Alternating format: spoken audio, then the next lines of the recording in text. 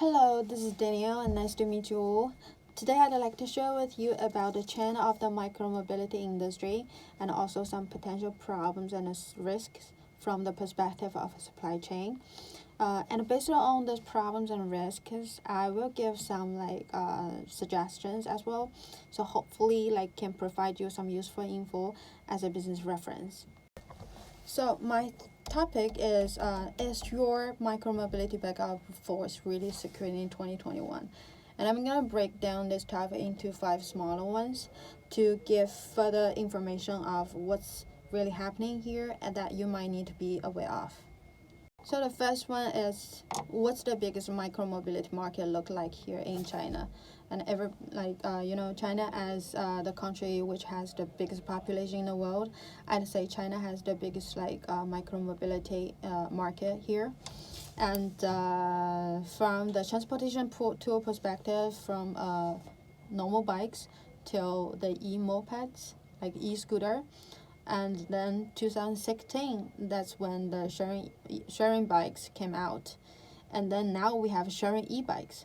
And from the industry perspective, the sharing previously was just like a personal transportation tools, and from 2016 and 17, that's when the sharing bike industry just started, and it's like everybody is jumping into this industry.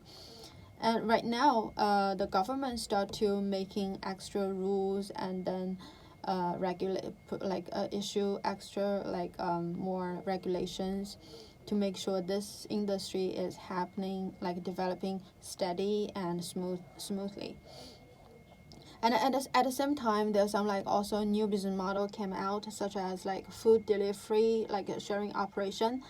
And I think the Chinese micromobility market it happened earlier than the Western society ones, and I think what has already happened right now might be some trend reference for Western society, micromobility industry to go in the next couple of years. So that's the purpose I'm sharing this part. And let's take a look of the urban area. So the urban area, we still take the personal transportation tools at the most of the time. And to be honest, for sharing vehicles, it will lose the advantage of conveniency if you don't have enough in the market. So urban area doesn't have so many sharing bikes, so people don't really use it. And so first one is the normal bikes, but it's fading out. For example, my family, we don't have bikes anymore, but the scooter or e-mopeds, different place call it a different name. We call it e-scooter here. Is everybody has at least one of them. It's because it's really really convenient. So even you have several cars at your family, you will still need at least one of them to solve your last mile problems. For example, if you want to do some grocery shopping in the supermarket, or go to the kindergarten to pick up your kids, which is right next door, and all sort of these items.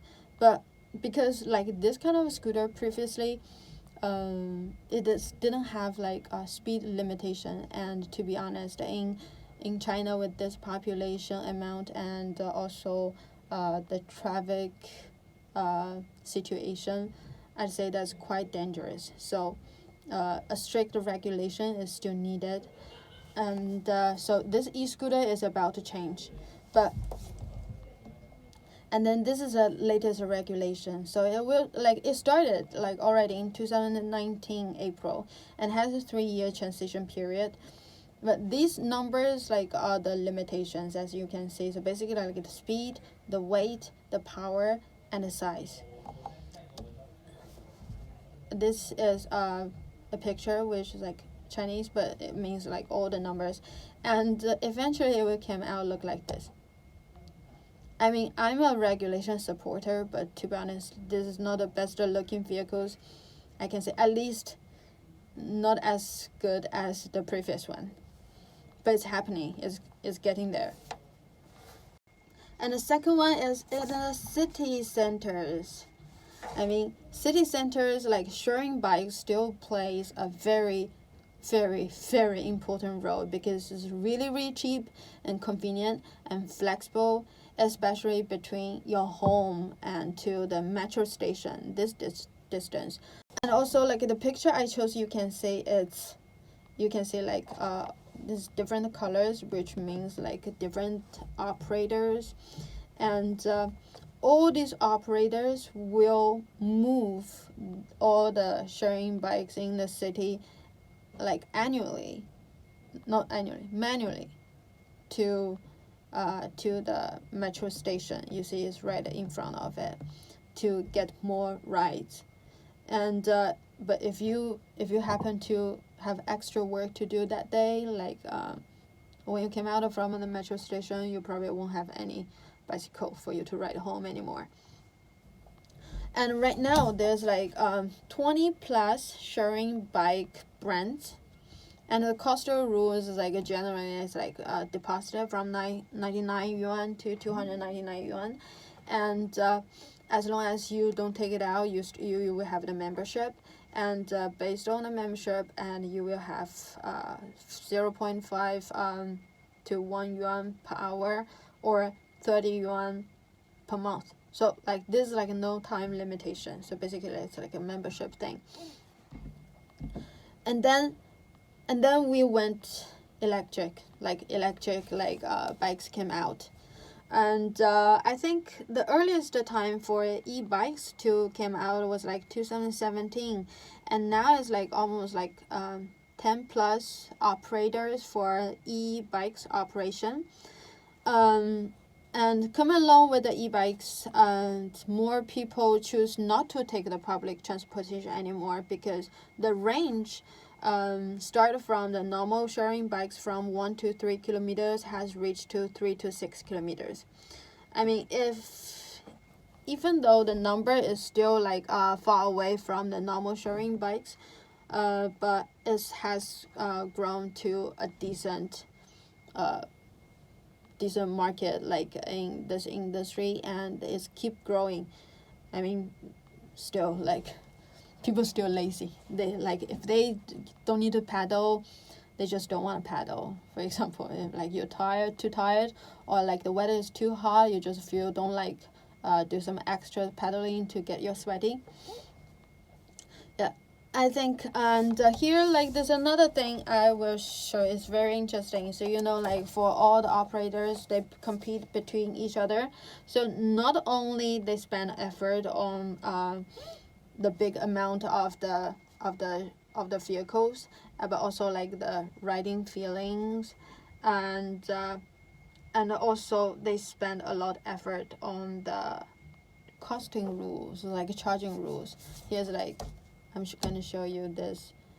So this is like a one brand charging rules, like 1, 2, 3, like 6 of them. So you can see it's like membership or subscription. Like for example, time limit is like within 7 days you can ride 5 times at a cost of 7.9 yuan, which is like $1 or something, and you have like 5 rides in 1 week, which can cover your like one-way commute for 1 week. And then the biggest one is like a time like 60 days numbers of times that you can ride is 2 times per day, which can cover like your what do you call that, like go to work and come back home, and then first 30 minutes are for free of charge, and then the whole package cost 100 yuan. That's like less than $20. That's how cheap it is for sharing industry here in China. It makes more sense for me not to have a car or have a bike by myself, just take one on the street. Unfortunately, in Chinese share like micromobility industry, scooters like the kick scooters doesn't have any position because it still doesn't have any right off the road. Currently, it's still illegal if you ride them into the big busy like streets. But like if it's a community or like campus or some like closed area, you still can use them. And let me show you our old Chinese daily commute. So you can see that's our office, and this is our internal parking lot. So people come over, they don't even fold it. Jeez, they don't even fold it. They just like leave it there right next to your desk. The writing feelings and is quite different. So we have like 36 voltage, and also we have 48 voltage, like the electric system. So the 48 is way better riding feelings when it comes to climbing hills and speed up, like at first, like when you want to have the push feeling. And from our customers like feedback as well, in the sharing industry, 48 voltage also takes like more rides than the normal 36 voltage. For example, if you grab a sharing bike or a sharing scooter or your own scooter in the cities such as San Francisco, 36 voltage, that would be really a bummer. It's like it doesn't go up. It doesn't have enough power to push you like all the way up. So right now, like here, like you can see this black one is like a 48 voltage. So everybody is choosing this one. What's coming? So this is the delivery industry. So here, these are two companies, the blue one and the yellow ones, like for at the beginning, which is like for the platforms, different platforms. At the beginning was like the platforms, they provide their own vehicles. All the riders, they bring their own vehicles to apply this job. But the hardware purchasing cost and the maintenance cost is really high. So it comes out like the Fengniao fleet.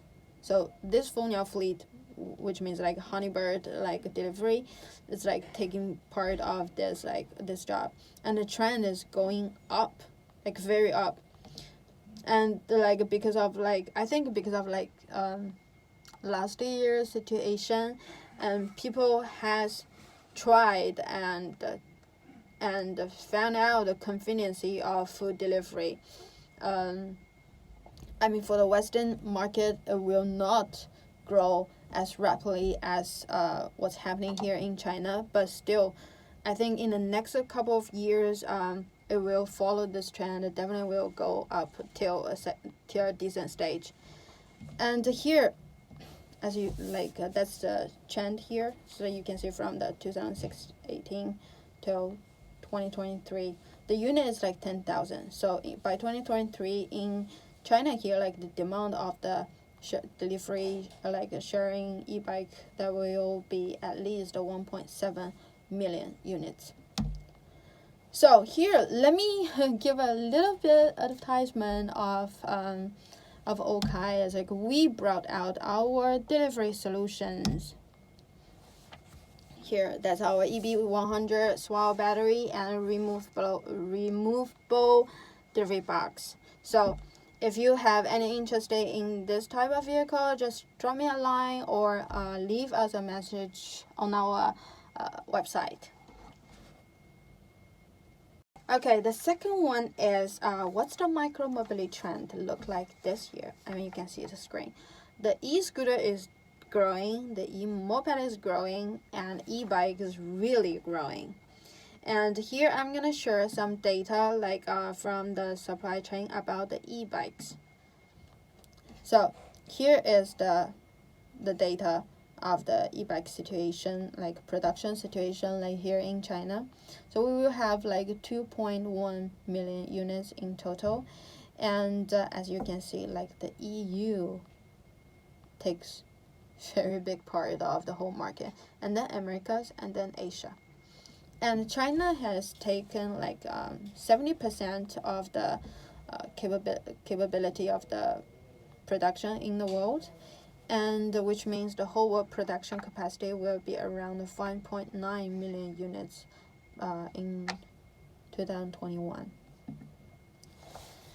So the reason I can get, like, I got this data, I will also mention in my next topic later as well.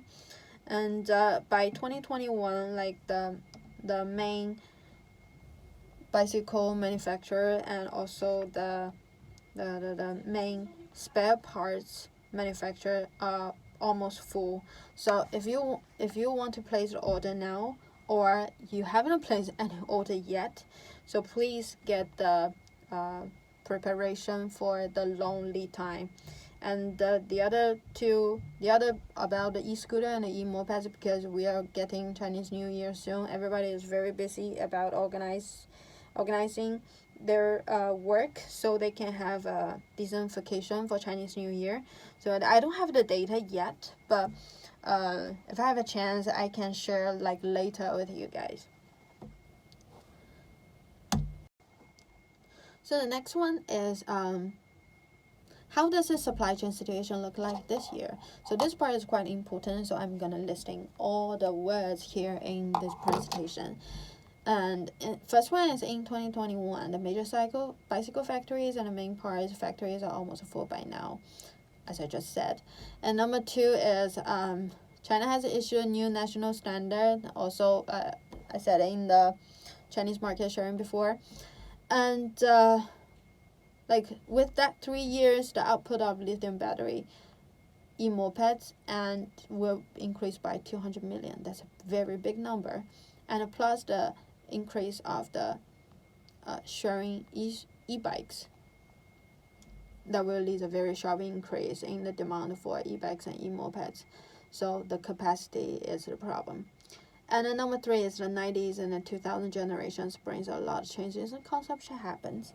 So this demand for scooters is rising, like both in China and abroad.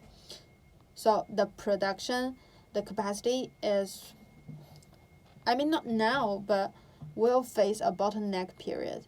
So there will be conflict in the common field of spare parts, which will affect the price and the delivery time. So the price will go up and delivery time will potentially be longer.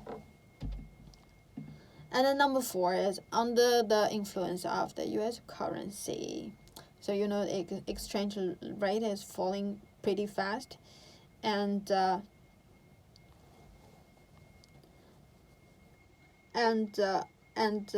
now I think it's like previous was 7, right now it's like even below 6.5. So which means all the materials will be in a rising status before next June. And number 5 is like when it comes to Q3 and Q4, that's when the pandemic situation recovers and the factories will begin to resume to work. So all the factories will start to produce and stock up of all the spare parts and the materials. So which will cause another round of the shortage of the spare parts and delay in delivery, especially for the battery cells and the chips. And the number 6 is like right now that's a general situation here in China. I think we do have like more than 300 factories, but 90% of them are only like purchasing the spare parts and it only do the assembly. And number 7, because of the tax reasons. So there's two it's like for Europe, for e-bikes there's anti-dumping tax, and for America, right now as far as I know, the tax has back to 25% since January the 1st. So many factories choose to set up like factories overseas. We do also have like set up like overseas factories since last year. I mean, we can save this part of cost, but at the same time, like the lead time will go longer. But if you do a good like order forecast and a business plan, I think these problems can be avoided. So number 4, how to really find a good vendor in 2021. So let's take a look of the unit economic benefit of each scooter or moped or e-bike. So the cost that you might be spending is purchase cost and marketing cost, and the tax, and the logistic, and the maintenance cost, and the bad debt rate. And the income is the sales or rise rent income, right? So the tax really depends on the different manufacturing location, so the range can be really different. And logistic, air shipping, ocean, and land shipping, that depends on the location and the urgency. And maintenance cost is like depends on the product quality, and your backup spare parts support, right? Bad debt rate, still the root reason that would be the quality, but also you need to make sure if your vendor has the capability of a good after sales service to support you to maintain your customer and your reputation in the market. So based on the the unit economy like benefits I listed like above, so you need to there's a 6 points that you need to look into when it comes to choose a good vendor. So first one is the price or the cost of performance. So the scooter that you buy the purchase also have like upstream suppliers such as battery cells, tires, extra. So generally, the factories with a large annual sales volume have much better control ability than the smaller factories in terms of their supply chain and no matter the price, lead time, but also like the quality control. So don't don't blindly pursue the low price, but to see whether the factory's like qualification and management system can create a good product and also provide a perfect after sales service support, and then see if the price matches the package that the vendor has provided to you. And number two is the product quality. So when at least when it comes to this one, you probably will be the most efficient way is to see if the annual sales volume and industry experience of your vendor is big or good enough. So the low product quality is the root cause of the high debt rate. So no matter how low your purchasing cost is, if the quality is bad, so which will lead the bad debt rate will be high, so the unit economy benefit will drop really low, and even will lead to a general business loss. And then number three is the lead time. So actually the lead time is not the faster the better. So the customer that we faced before, for example, they don't have enough local storage space, so they ask us if we can delay the delivery and then start recover the delivery when he needed. So I think it's the flexibility and the timeliness is the most important thing. So that's also you need to look into your vendor to see if they have enough warehouse to store your goods when you are not urgently needed, and deliver them in time when your business recovers and start running. So number five is independent research and development capability. To be honest, this part is really depends on the situation. Not everybody needs a customized hardware vehicle or a function. So if your vendor has this capability, that will provide you with more market differentiated solutions in the future when you need it. And number six is after-sales service capabilities, including technical problem solving and upgrading of the products, timely feedback and the solution of the products when it comes to quality problems, and even with the batch traceability capability as well. So of course we don't want any bad situation happen, but when it happens, like you will need the traceability to trace back which batch of your product has problem, and you can provide the proof, and then you just recall part of them, but not all of them. Okay, number 7 is the economic benefits of your vendor itself and the level of the marketing influence.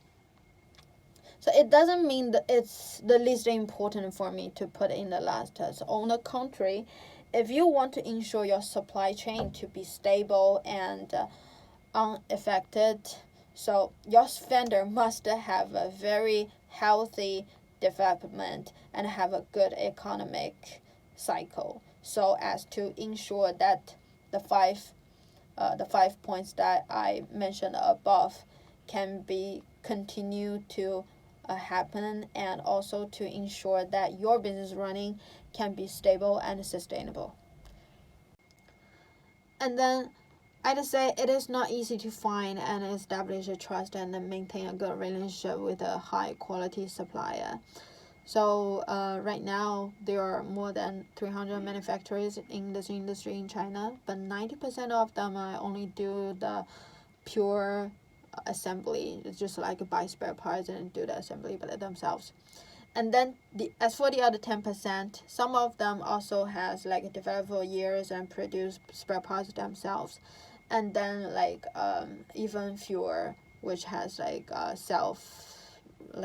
research and in development capabilities. So I hope the information I shared can provide you some references and help you to find the most suitable partner for your current business stage. And the last part is, what are the main problems and difficulties that might happen potentially? So the first one is the COVID-19. I mean, it's still not over. I get my fingers crossed. But like right now, China, we are facing the Chinese New Year, and the workers for the factories, their vacation time will be relatively longer than the office workers. And plus the country, like the government right now is doing a really strict control of the traveling during Chinese New Year. So the back to work time might be delayed because of the COVID. But right now, our OKI is vacation time is from the 9th of February to 19th of February, 10 days in total, which is relatively quite short. And hopefully the situation will not go too bad when it's time for everybody back to work. But still at this time, it's not OKI itself, or not your vendor themselves, but also their supplier or their supplier factory will face the same problem. So it's a chain, it's like if one stopped, then the other stuck. So that's the potential risk. And the second is the logistic. So this will be separated two parts. One is inside China. So the ports that might stand a really long queue, because we faced a problem before, is our driver was stuck because of the COVID. So and then it was not only us, but many drivers were stuck. And then there will be a really long queue at the port when it comes to ocean shipment. So the other one is the news that we saw especially for US, or the ports are the resources very limited. So I think this potential risk, there will be the lead time of the logistic and also the cost rising of the logistic. So these parts that we need to consider, both OKI and both on the supply chain area perspective, and also for your business runners. And then number 3 is the tax.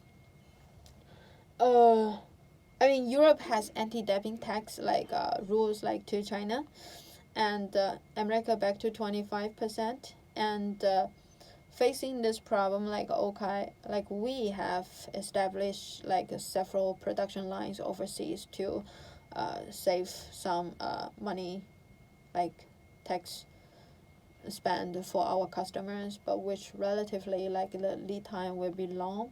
So so no matter what, we at least we need to solve one of them. So I think if you want to save money and also want to avoid like the not in time delivery, I think a very good forecast would be very very essential. So that's also like I hope like everybody can take it as consideration. So that's all the information above is what I have to share today, and hopefully can provide some or you can pick parts of them as a useful information for your reference. And you are more than welcome to drop me a line on my LinkedIn or leave us a message on our website for further information or further discussion or business cooperation, whatever it is. Okay, thank you very much for your time listening, and I hope see you next time. Have a good day, everybody. Bye.